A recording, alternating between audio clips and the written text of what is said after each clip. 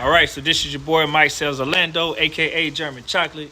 I want to make a positive video to the masses of people out there. There's so much negative energy going on in the world, and it's primarily due to people just giving in and tuning in their attention into forms of negativity like social media or the comments in social media or news putting out negative, stories all the time. Just an overload and bombardment of negative information constantly. Well, how do we counter that? Simply just cut that stuff off and replace it with positive energy, positive videos like this one right here. So I'm going to give you a few scenarios that can happen to you unexpectedly, randomly, or have happened before like reoccurring. And let's try to assess these things and try to break them down and react to them accordingly when they are unplanned or unexpected.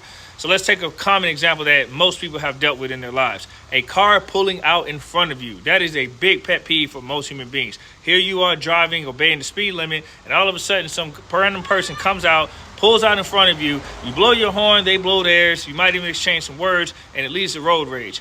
But guess what?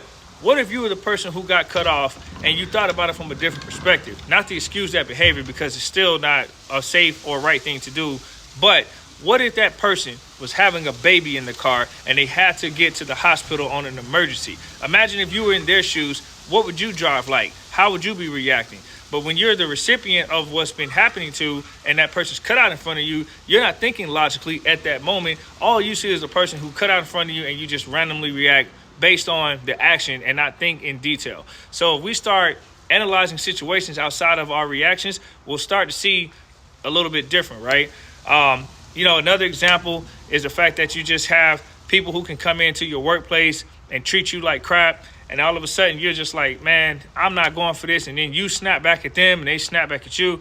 And little do you know, that person just, lost somebody in their life and they're having a bad day or they lost their job.